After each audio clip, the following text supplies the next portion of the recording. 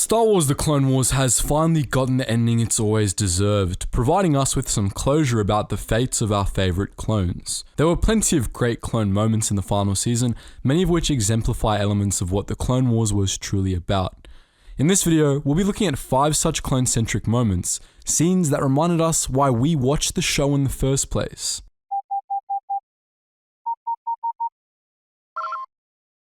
Attention, Sergeant on deck!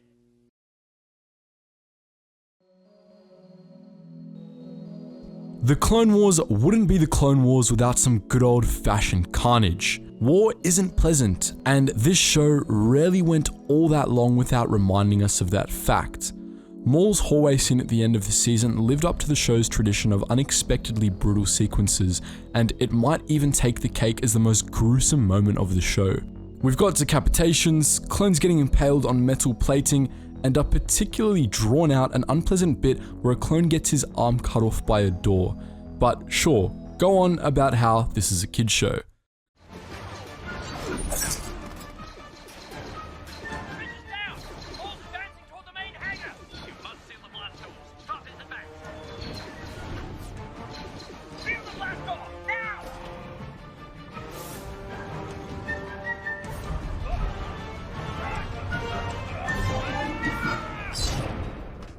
Maturity aside, this is a really great scene for a variety of reasons. The action is well choreographed, another hallmark of the Clone Wars. The music is terrific, which is a hallmark of Star Wars in general. But lastly, as with many scenes in the show, it's an excellent depiction of clones in combat. The troopers in this scene are working together, coordinating their retreats while attempting to avoid Maul's attacks and blast through his defenses. The clones keep shooting despite the odds being stacked against them until they're either killed or their blasters are ripped out of their hands. Only then do they turn and run. Even when they do run, their first priority is still stopping Maul, and so when that clone's about to get his arm caught in the door, he doesn't do anything about it. He's willing to lose his arm to fulfill the mission.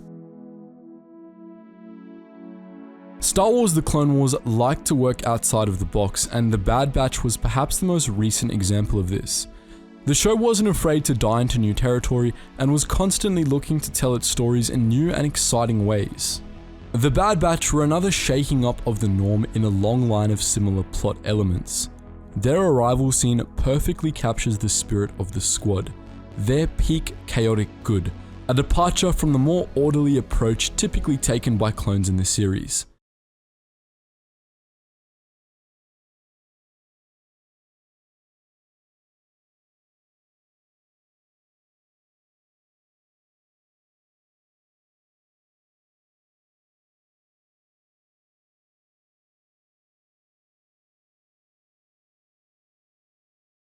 They opened up a whole new range of storytelling possibilities for the writers, which, of course, the writers pounced on.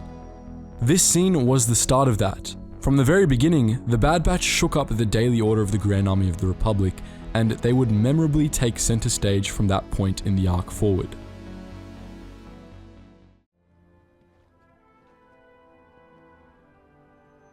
They shouldn't salute me anymore.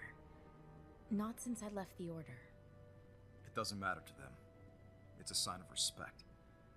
They know what you went through for them, day after day, battle after battle. Loyalty means everything to the clones.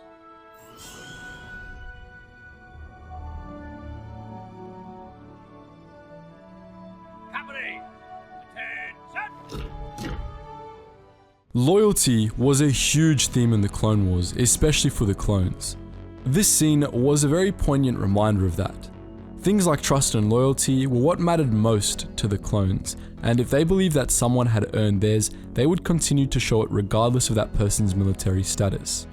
Ahsoka Tano was forced out of the Jedi Order and the Grand Army of the Republic, and it sure as hell wasn't an honorable discharge. Even if she was acquitted of the charges of treason and terrorism, her exit from military service still wasn't pretty. But that didn't matter to the clones. To them, she was Commander Tano, and they didn't care whether or not it was official. The scene is also particularly powerful in light of Order 66. The enduring loyalty of the clones to their commanding Jedi was painfully ironic, knowing that they were going to turn and shoot those commanders in the head in just a few short days. The clones' continued loyalty to Ahsoka Tano also came with an element of dark foreshadowing. It showed, rather subtly, that clones still saw Ahsoka Tano as a Jedi. It was an early hint that, when the Order came down, the very clones that had painted their helmets in honor of Ahsoka would turn their guns on her. You knew this scene was going to be on this list from the minute you clicked on this video, and here it is. Loss was another major theme in the Clone Wars, particularly the loss of brothers in battle. The show didn't shy away from killing off notable characters, and it did exactly that in the season finale, killing off Jesse and the whole complement of a Star Destroyer with him. We shouldn't have to explain why it's powerful that Ahsoka and Rex made it a memorial for the men that tried to kill them. For the most part, the scene speaks for itself, albeit without a single word. When this episode first hit, we didn't dissect this scene, or really any of the episode, because we felt like it would be a desecration, and so we won't do that here either. We've all watched the show, and we all know what it means. We'll continue to let the scene speak for itself.